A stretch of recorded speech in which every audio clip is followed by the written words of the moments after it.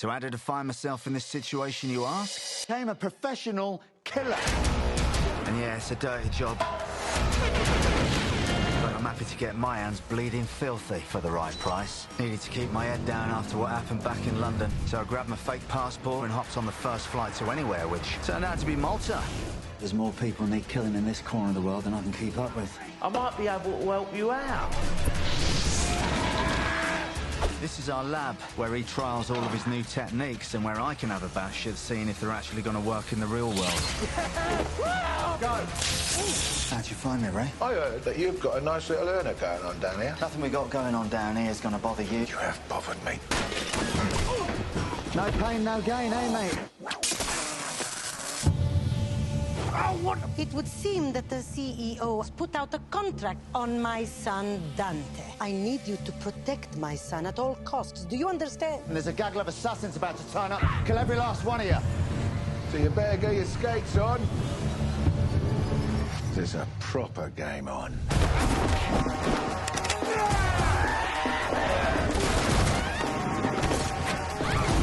Keep him alive. Your mummy just hired me to protect you, okay? I'm not safe with you. You are a magnet for psychos. You look like melted Ben Affleck.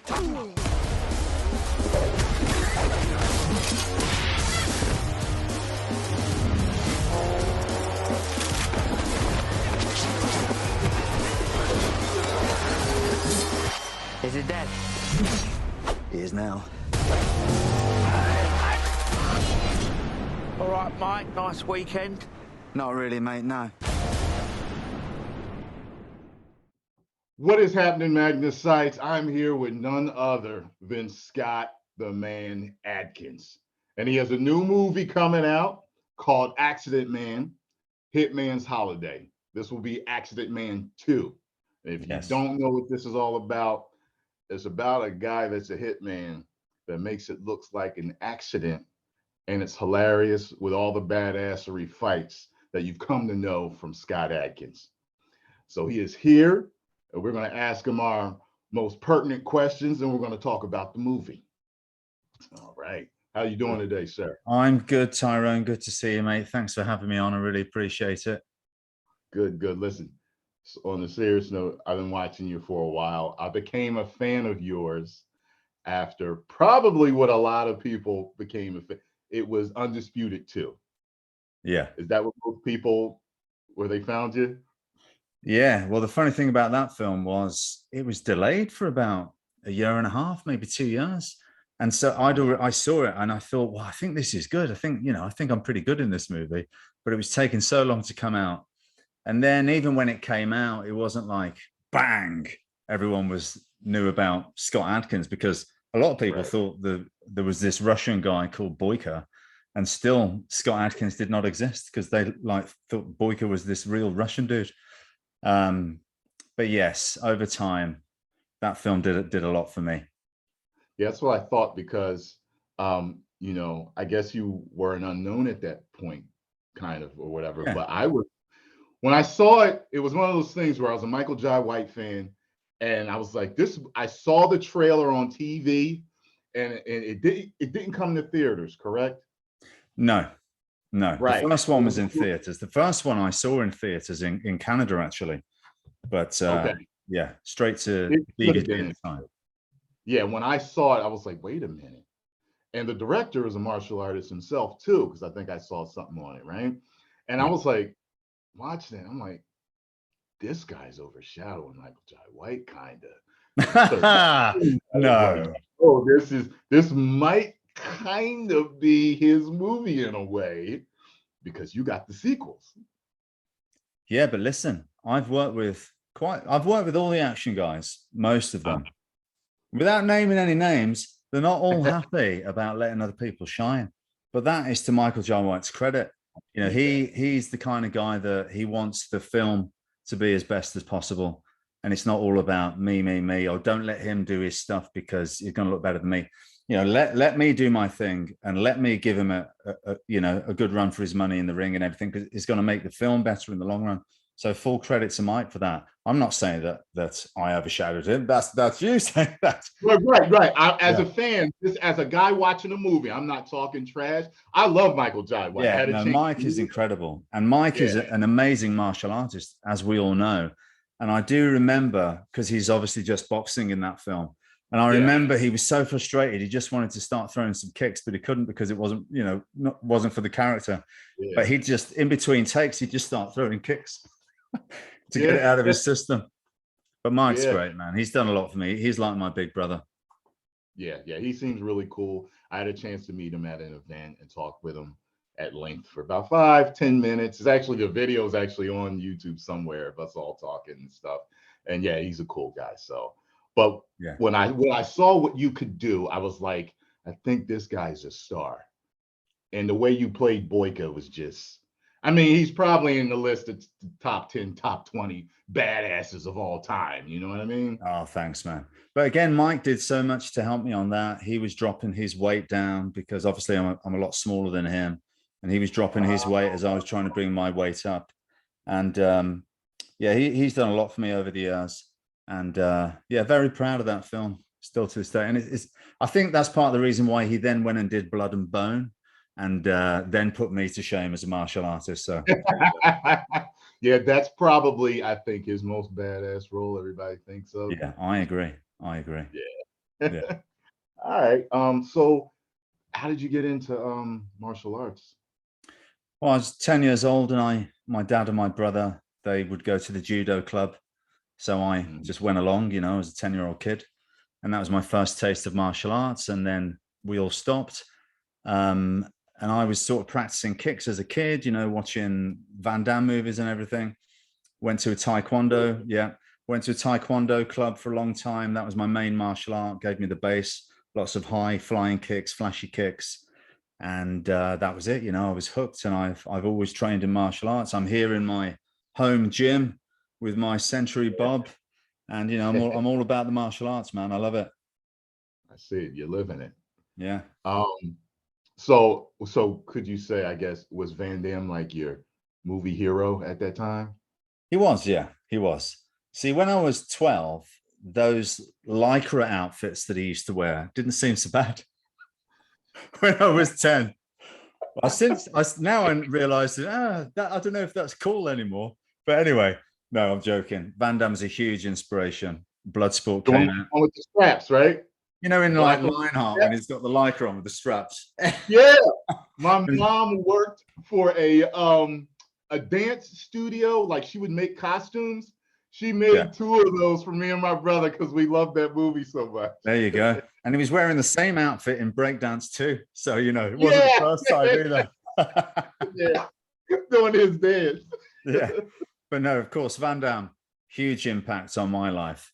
And it's just amazing, very charismatic. And at the time, you had Chuck Norris.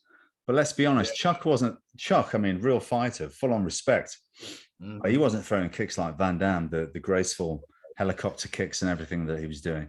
Yeah, it was quite something to behold at the time. So yeah, huge inspiration. Van Damme, Bruce Lee, of course, Jackie Chan, Stallone, Schwarzenegger, those type of guys. Okay. Well, we got the same movie heroes then. Yeah, man. Okay. So did you compete also? Like, yeah, I mean, it was the points sparring with the Taekwondo days, the semi-contact stuff. I won a gold medal here and there. All right. But, I don't want to brag. No, well, it wasn't anything special, but it's something. It was worth mentioning. And I eventually ended up teaching kickboxing. And aside from the Friday night sparring sessions, I really knew that the movies was what I wanted.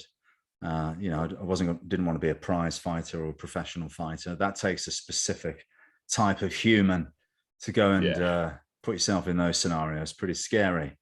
But don't get me wrong, I know how to handle myself, but I'm not going to stand here and pretend to be the second coming in the UFC or anything. I got you. Yeah. Well, that makes sense. And I guess that we can segue into, so then how did you get into movies? Well, that was always the goal, you see, growing up, loving action movies and loving Jackie Chan films.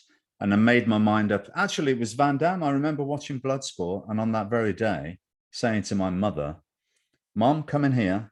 And this was about the third time in a row I was watching the film. I was like, "Mom, I want to do what that guy does.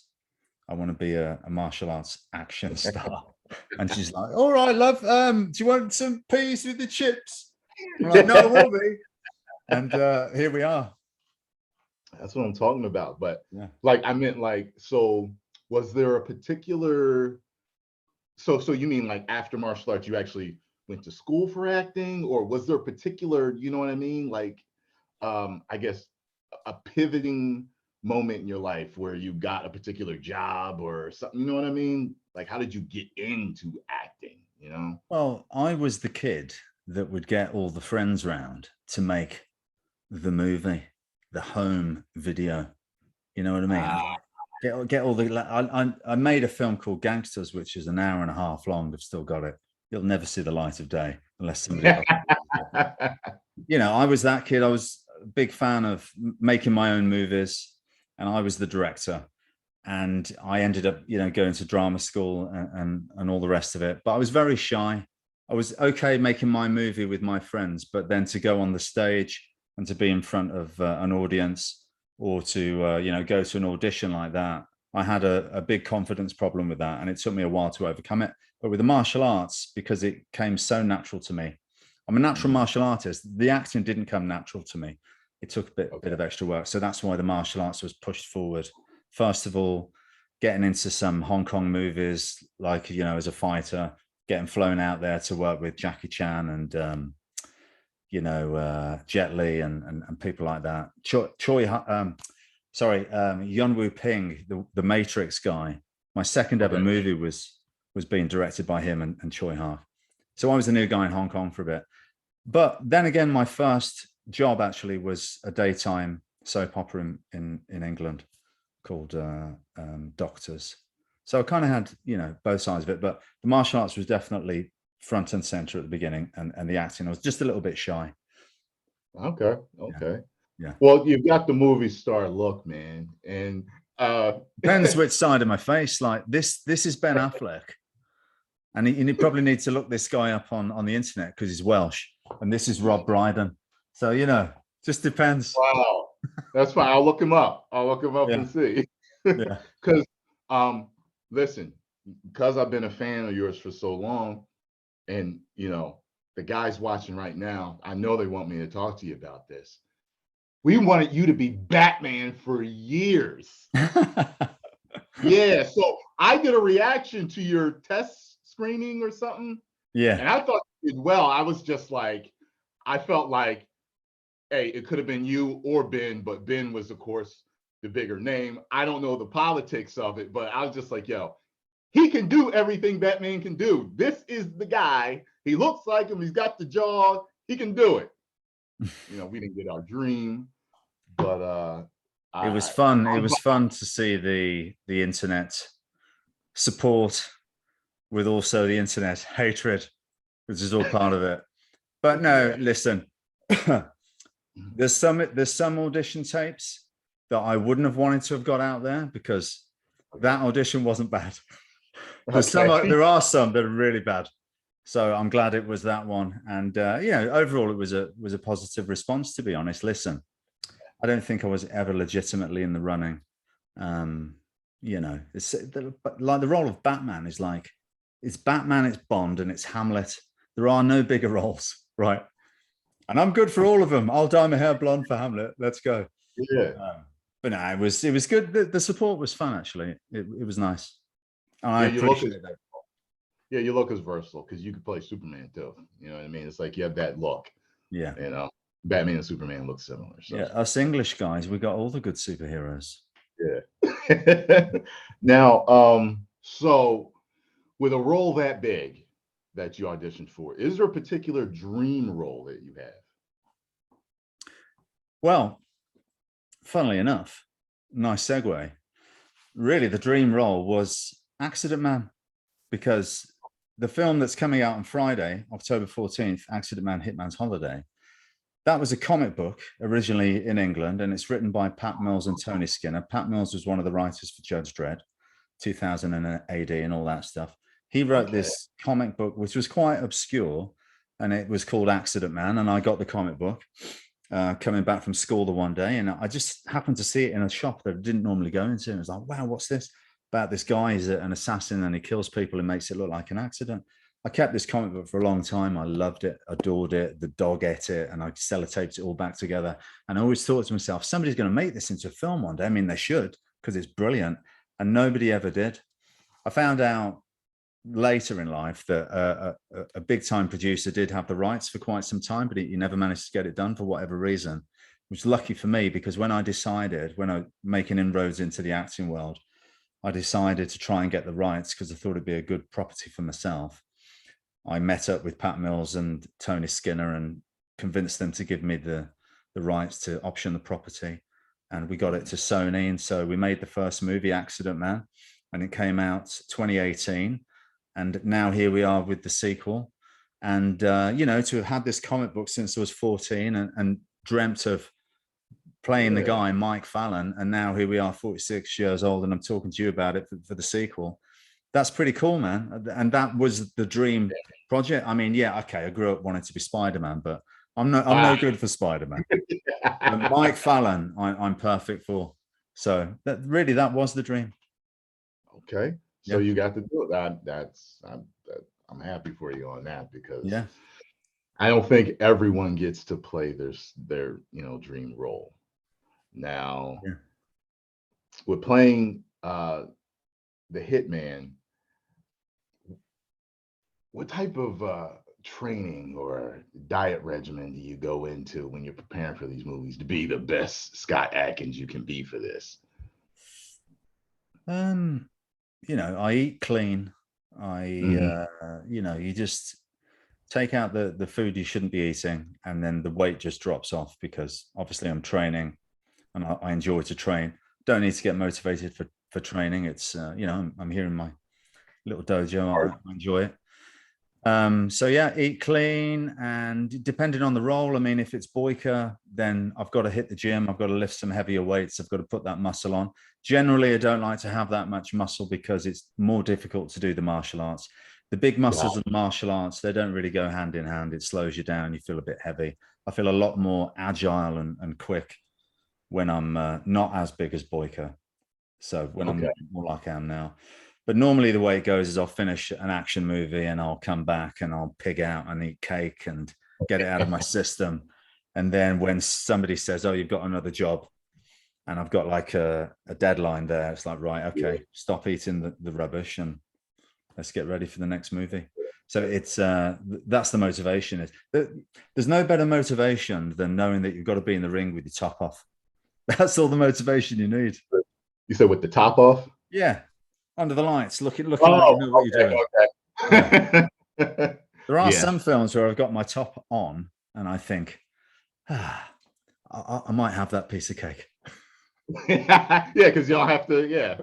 You know what's funny? I noticed it when I first saw you like this, I didn't know who you were. Yeah. The whole boyka look really masks what you really look like, I guess, normally, your everyday look. Yeah. I remember Michael Jai White came to England for this martial arts event, and I was with him. And we're walking through to go wherever we're going, and everyone's like crowded around Michael Jai White, happy to see him. Nobody's bothered about me. And then this guy starts saying, oh man, I've just seen Undisputed 2, man. You were brilliant in that film. I loved it, this and that. And then Mike's like, well, you know who this is, right? And he's like, no, who is he? So, well, that's boyka. They didn't have a clue. What? Yeah. Then you did the voice, right? Boyka. What do you mean you don't recognize me? Then it's like, yo, it's him. Yeah. I love that. I'm the most complete fighter ever. Yeah. Of course, Undisputed 2, that was like when no one was making films about mixed martial arts. That, to my knowledge, is the first MMA movie ever made in terms of MMA as we know it in the UFC. Yeah, that was the first one to come out right at the height, just when the UFC was breaking through. Trying to get the UFC to support us, actually, but at the time, because they had a bit of a bad reputation in terms of that they were talking of it as a blood sport, and violence, and you couldn't have it in certain states. And because Boyka was the bad guy, they were like, no, we don't want to show the mixed martial artist in that type of way, which was fair enough. Perfect movie for the wrong timing, I guess. You know what I mean? But still, came out we now. were the first. We were the first. Yeah. So this movie, I don't think a lot of people know though. It's a funny movie. You laugh, like, yeah. When you told me about it, you said it's got the British humor in it. And could you understand what we were saying? You know what was funny? At one point, but I got used to it. I was like, do I need to put on the subtitles? Subtitles, because some stuff you guys would say fast, and I think some of you have different UK British accents, and I was like, we're just speaking English. I know, but the accents would throw me off sometimes. But I got used to it, and I was just like, this is a good movie, man. Yeah, I'm glad you liked it. It's a fun film. Yeah. Say again? It's a fun film. That's what I wanted to do with the Accident Man franchise. Hopefully it's a franchise now, especially in these times when, you know, the world's a bit crazy, isn't it? It's messed up. I just want people to put it on for an hour and a half, just forget about all your troubles, be consistently entertained, whether it's the fight scenes, you know, you're going to be blown away by the action. I mean, that's guaranteed. It's Scott Adkins' movie after all. But then you've got the comedy, you've got the drama, you've got the colorful, crazy characters. You got the brilliant camera work and the direction, and the cinematography is very fun and colorful and vibrant. And I just think it's a good time. Yeah. How long does it take? Now, I've heard the horror stories of how long it can take to shoot certain fight scenes, like how long they take. Like, what was the longest it took for, you know, I guess your longest fight scene or whatever in this? Well, we don't have a lot of time, unfortunately, for me. I'm doing independent movies. So typically, well, that film was shot in 22 days. So no fight scene was any longer than 2 shooting days. Now, I would have loved to have had more, but unfortunately, we just have that's you know, that's a luxury. I mean, to put it in perspective, the last Bond film was shot in 125 days. We had 22 days. The Raid 1 was 70 days. The Raid 2 was 100 days. This puts it in perspective. Imagine what I could do with 70 days. Hell yeah. Yeah. Because I was watching this, do some really good fight scenes, man. You're gonna pay for that. Oh, I don't think so.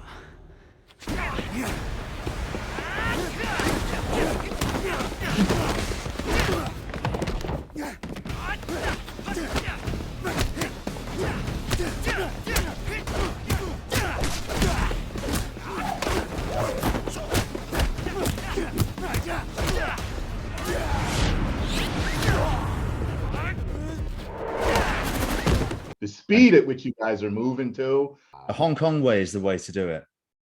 You pick a section of the fight, you know, one camera, we're going to get it perfect. This sequence of moves, we're going to keep the camera moving so it's exciting. We're going to frame it brilliantly.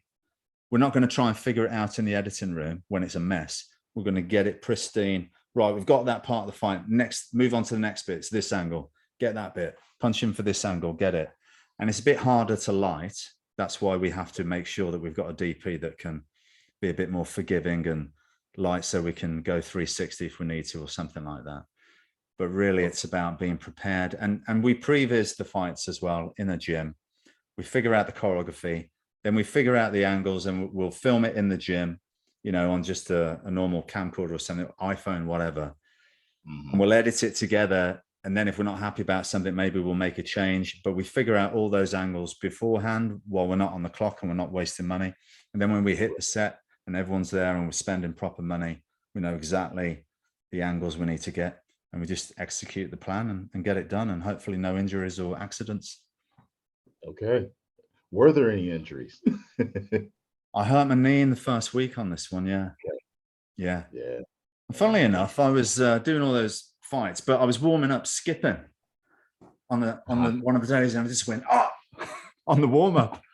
And obviously it's years of abuse anyway. It was going to happen from it's probably a boyka movie that did it, and it just didn't happen till then. But And that's how they say it happens. Like all these injuries a lot of people have, it's like, oh, I was getting out of my car and I was a little tight that day and I tore this. You know, it's not like doing anything crazy a lot of I was times. putting some socks on and my back went. I sneezed. Yeah. But now I'm in hospital. Oh. Oh man. Now you actually wrote, I was watching another one, the first one last night. I didn't finish it yet. Okay. And I noticed it has a little bit of a different tone than the second one, right? Yeah. The second one is really what I wanted the first one to be in terms of tone. Yeah. Okay. Yeah. Okay. Because I'm liking both, but the second one seems a little lighter. It's much lighter, yeah. And I think that's the way to go. But the first one also, you know, it's a typical sort of martial arts revenge tale as well. And he's trying to get vengeance for his dead ex-girlfriend, which, you know, doesn't put you in the nicest of funny moods. So there was that didn't help. Yeah. Because you had to give that some legitimacy, but you know. That makes sense. That's for a darker tone. Yeah. The second one, it just seems like you guys had too much fun. Like you had a lot of fun shooting that, man. Especially with the girl. She kept coming out of nowhere. Yeah. The girl that you hired, yeah. He has a girl in the movie that he has hired to help him train, so to speak. To keep me sharp, keep me on my toes, jumps out when I least expect it. And the safe word, if it's getting out of control and there's too much destruction in the flat, I'm like, flamingo, flamingo. The one scene that really had me laughing was, and I won't give it away, but she appears at night at one point, and I was like, "Oh my God, I cannot believe this!" Do you know what I'm talking about? He appears at night. I don't know what you're talking about. It's at night. Ah, yeah, okay, yes. Brilliant. She reveals herself, and I'm like, "Oh my God!" Obviously, we took inspiration from the Peter Sellers Pink Panther films. I don't know if you know them. You know what? I saw them a little bit when I was a kid. Well, this is it, you see. If you're of a certain age, and I'm giving my age away now, but you will know about the original Pink Panther movies and the relationship between Inspector Clouseau and Kato. But for the younger generation, I don't think that they think Steve Martin is Inspector Clouseau because he did the Pink Panther remake, which didn't have that character. So I figured it was time to steal from the best and bring that into play. Bring it up for the modern age. He wasn't the original. I was thinking of him, but we're probably similar in age. I'll say my age. You don't have to. I'm 45. So right, okay, all right. I've got you on 1 year. I'm 46. Yeah. Okay, so I knew we were somewhere. You know. Did you enjoy the clown foo? Man, it was funny. I was thinking about it. It reminded me. It's almost like it's Joker-esque.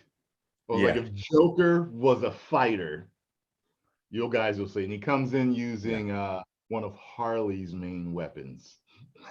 Oh, right. Okay. Yeah, I didn't know that. The directors definitely wanted to have this brick on a stick. Originally, it was going to be one of those, you know, clown mallets. We wanted these colorful assassin characters. I mean, you know, there's nothing very secretive about a clown walking around with big boots on and a big brick on a stick. But yes, the clown thing, obviously it's been done a lot, but the inspiration for me really was, remember when there were those videos going around of these, like a car would pull up and in the headlights you'd see like this clown in the street looking all menacing. I'm one of those guys. Pranking them. Kill a clown like Jesus. Who's like, what's going on there? One of those guys. And we've got Silas, the San Francisco Strangler, who specializes in strangling people. We've got Freya Dupree, the arms expert. We've got Suling, and we've got Ayumi, the ninja. And we have, I don't know, is that it? I might have forgotten one. I think that's it. There was the one guy that liked blood. Ah, Yendi the vampire. Yeah, there you go. I was hoping something was going to happen with him because he rang out the guy's hood. Yeah. And what you had, because I don't want to give it away, but you had fed that guy something beforehand. Well, it probably did at some point. I was hoping in the middle of the fight that we were going to hear a sound effect. Yeah. We were saving the sound effects for later. Gotcha. Yeah. Yeah, it's full of action. You know, it was one of those things where I think by the maybe third fight scene, how quickly it came in, I was like, okay, this is definitely a martial arts film. So Yeah. you guys that really like martial arts, you're you want to see this movie for a lot of fights. There's a lot of fights in this movie. You know, Yeah, that's the plan. Look, I grew up in the 80s, the 90s sort of Hong Kong action movie era with when Jackie Chan was doing his thing like at his height, and you had Yun Bu and the John Woo movies. That early 90s Hong Kong era is the inspiration for this film. It's kind of like a British crazy sitcom meets a Hong Kong movie, and it is a pure martial arts film. Obviously, that's my thing, and I wanted to bring that to my particular fan base. But anyone who appreciates martial arts films, I mean, you're going to get what you're expecting with this one. It's full of it, but it delivers in other levels as well. It's consistently entertaining, and I'm very proud of the film. And so I wanted to come on your channel and try and let your audience know about this movie, because I do want people to see it. I want them to check it out and support it. Absolutely. If you guys are a Scott Adkins fan, make sure you see it. It is worth seeing. And if you're not a Scott Adkins fan, make sure you see it. It's worth seeing. Yeah, it'll make you a Scott Adkins fan. Yeah. There you go. It's one of those things, man. If you're a fan of Boyka is very serious, but the guy's got range. He's funny too. Yeah. I want to say, what's next? I know you want to make this into a franchise, so I assume we may see more of this character. But is there anything else in the pipeline that you might want to hint at? Well, I'm in John Wick 4. That's pretty big. Everybody's waiting for that. Yeah. So unfortunately, we've got to wait till March 2023. They put it back. How dare they? But yeah, I'm as excited as everyone else to see that. I can't wait. And I know what's going down. That's why I'm even more excited. It's really, it's going to be great. Yeah. Are you about to tell us, do you get a one-on-one with Wick? I'm not going to say anything. I'll say nothing. Yeah, and it's really difficult for me because I want to talk. I want to tell you what's in this brain because I know too much. Oh man, I have to wait. I tell you, man. But no, it's a pleasure. It was an absolute pleasure. Honestly, for me, I do believe that the John Wick movies are the greatest modern day action films that there is. There's nothing better, in my opinion. It's real, full-on action. And, they use there's quite a lot of CG and things like that, but they use it the right way. It complements the real action. You've seen the stuntmen actually do their thing. Keanu Reeves, man, he's a stud. He puts everything he's got into these movies. Like he puts his body through the ringer. And that's what it takes to be a good action star. You got to just turn up every day and grind it out. And he does that. Full on respect to Keanu. And like everyone else says, he's the nicest guy you could ever meet, which I think is what makes John Wick so successful, because as with Accident Man, we're in a world of killers. They're not very nice people. You wouldn't want to meet them down a dark alley. But because he's got such a likable personality that he can't even get away from, no matter how hard he tried, I think that's what makes John Wick so appealing. Yeah. And, I got to say, which is kind of funny, because you were Deadpool's body. And yes. Yeah. Sorry. Was I part of the problem? That movie was none of your fault. I know a lot of people have issues with that, but I saw something. They were like, this guy does what people do on wires without the wires. And then they said your name, and I was like, holy shit, I didn't know he was. Oh my God. And then it made sense. Well, the fight coordinator of Undisputed 2 is a guy called JJ Perry, and he went on to do the stunts, the action for that Wolverine movie. So he brought me onto that. He got me my SAG card, all that sort of stuff. Had a great time in Sydney. Enjoyed it. You should, I know a lot about. You should have seen some of the other versions of the costume, which I won't go into. Anyway, JJ is just directed for the first time Day Shift, and I was lucky enough to be in that movie, the Jamie Foxx Netflix vampire film. And so that was JJ's directorial debut. But yeah, he brought me onto Wolverine, and yeah, you know, I'm sorry, Ryan. I didn't mean to. He wasn't even there. He wasn't even there when I did all that stuff. But yeah, I think they just, zigged when they should have zagged with that. But too many cooks in the kitchen, I think. Yeah, maybe. Well, yeah, you would definitely know more than Yeah. I would on that. The your Hitman character kind of reminds me of Deadpool in that there's the comedy lightheartedness going on with the killing. You know what I mean? It's so lightheartedly done. You're not really appalled by it. Well, that was it. Because growing up reading those 2000 AD comics and comics like Deadpool, which I didn't read, but those English ones, Judge Dredd, the 2000 AD stuff, they had that very adult vibe going on, very violent. Yet there were comic books and kids are reading them. And, you're reading these and you're thinking, this should be the film. Why don't we make the film like that? The Stallone Judge Dredd film that came out was nothing like the comic book. It was like a typical Stallone action film. As much as I love Stallone, it wasn't what Judge Dredd should have been. So I was trying to get Accident Man made for a long time with that specific tone as it was in the comic. It's like, no, you can't do that. It's too adult. It's a comic. It's not going to work. Comic book movies should be like Christopher Reeves, Superman and all that, right? It's like, no, this will be great. But of course, when Deadpool came out, and also you had Kick-Ass, which was the same sort of tone and violence and adult, but fun. Right. And then, when those movies came out, then I was able to get somebody to look at Accident Man, because it was always meant to be that sort of tone, because that's what the comic was like. And somebody eventually said, oh, yeah, I see what you're trying to do. Yeah, let's do it. Okay. Yeah. Well, I tell you this, man, I'm definitely rooting for you. I've been rooting for you for years. It's one of those things where I've seen you and stuff, and I've been pissed when you weren't in it enough. I'm one of those fans for you, man. I'm like, wait a minute.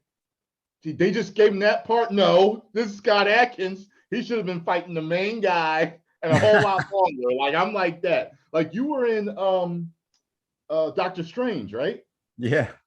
Yeah. I was like, no. They should have had him kicking Strange's ass or something like that. Or something like, Funnily enough, the directors of Accident Man, they're brothers. The one brother, George Kirby, is a stuntman. And I met him on Doctor Strange, and he was the stunt double for Benedict Cumberbatch. And when I throw him down the stairs, that was the director of Accident Man. Ah, okay. Yeah. So if anything, Doctor Strange got me those guys to direct Accident Man too. So, but no, I had fun on that film. And if anything, it's nice to work on a big film once in a while, to enjoy the catering and have a nice trailer and just live it up for a little bit. Hopefully I can get to your level one day and I'll see you on set. Yeah, man. Well, I'll get you in one of my movies, Tyrone. No problem, mate. If you let me know. All right, then. I'll repay the favor. I'll repay the favor. Thank you. Yeah. Well, cool, man. It's been a great interview. And, they tell you never to meet your heroes, but I've met one and you've been great, man. You've been great. Absolutely great. Thanks, Tyrone. No, thanks, mate. Keep up the good work. I watch your channel and it's a pleasure to come on. And thanks for letting me spread the word. Accident Man, Hitman's Holiday, this Friday, October 14th. Check it out. That's right. Go watch it. Magnus side, you will not be displeased. It's not like a lot of the things that we have an issue with these days. This is pure action, comedy, and you're going to love it. Go watch it. 10 million subscribers. Woo!